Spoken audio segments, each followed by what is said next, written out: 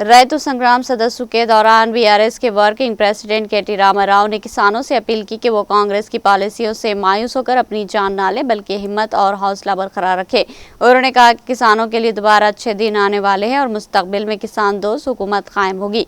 उन्होंने यकीन दिलाया कि बीआरएस किसानों के हकूक़ के लिए मुसलसल जद्दोजहद करेगी और इनके मसाइल को हल करने के लिए हर मुमकिन कोशिश करेगी।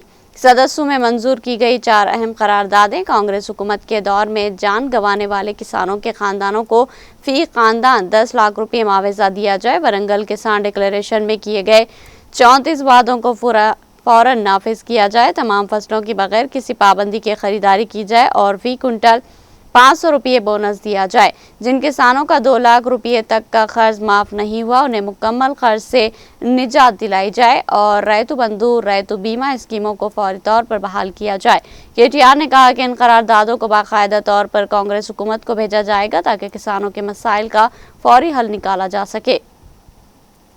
రైతు సోదరులందరికీ నా ప్రార్థన, దయచేసి చేతులు జోడించి మా భారత రాష్ట్ర సమితి తరపున పెద్దలు కేసీఆర్ గారి తరపున మీకు మా ప్రార్థన, దయచేసి ఆత్మహత్యలు వద్దు, గుండె ధైర్యం కోల్పోవద్దు, ధైర్యంగా ఉండండి.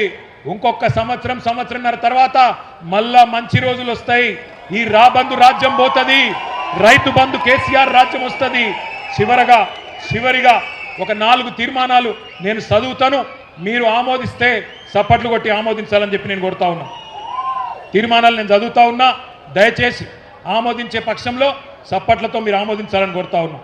అన్నదాతలకు వెన్నుపోటు పొడిచిన కాంగ్రెస్ గవర్నమెంట్ దుర్మార్గమైన తీరును నిరసిస్తూ ఈ ఓరుగల్లు సాక్షిగా మన రైతు సంగ్రామ సదస్సు 4 తీర్మానాలు చేస్తున్నది.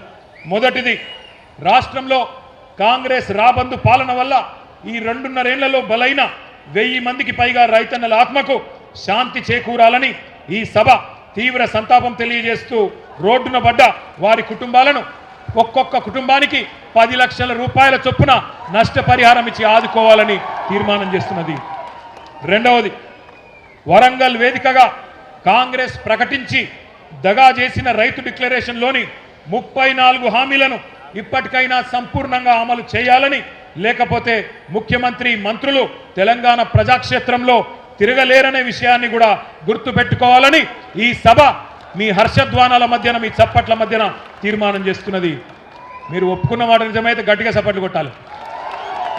రాష్ట్ర వ్యాప్తంగా కొనుగోలు కేంద్రాల దగ్గర నెల రోజులుగా పడిగాపులు పడుతున్న లక్షలాది మంది రైతుల పక్షాన అన్ని పంటలను బీఆర్ఎస్ ప్రభుత్వం ఎట్లయితే ఎసొంటి ఆంక్షలు లేకుండా, ఎసొంటి కండిషన్ లేకుండా మొక్కలు కావచ్చు, వరి కావచ్చు, జొన్నలు కావచ్చు, పత్తి కావచ్చు, శనగలు కావచ్చు, ఇంకా ఇతర పంటలు కావచ్చు, ఎలాంటి ఆంక్షలు లేకుండా, ఎలాంటి కొర్రీలు లేకుండా బీఆర్ఎస్ ప్రభుత్వం మాదిరిగానే కొనుగోలు చేయాలని, 500 బోనస్ను కూడా వెంటనే ఇవ్వాలని చెప్పి కూడా ఈ సభ మీ చప్పట్ల మధ్యన 3వ తీర్మానం చేస్తున్నది.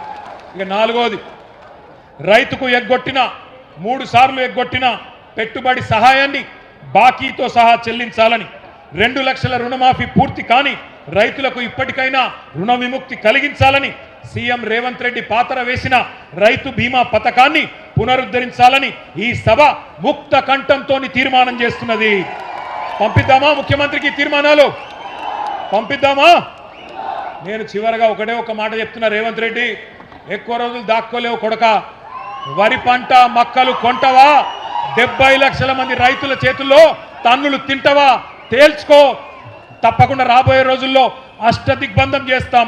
తప్పకుండా మీరు కొనుగోలు వెంటనే మొదలు పెట్టకపోతే ఏ కేంద్రం కాడా కేంద్రంలా మిమ్మల్ని నిలదీస్తాం, ఉరికిస్తామనే మాట మళ్ళొక్కసారి చెప్తూ ఇంతటి ఎండలో కూడా తరలి వచ్చిన మా అన్నదమ్ములందరికీ పేరు పేరున ధన్యవాదాలు తెలియజేస్తూ జై తెలంగాణ, జై కేసీఆర్, జై కిసాన్, జై కిసాన్, జై తెలంగాణ.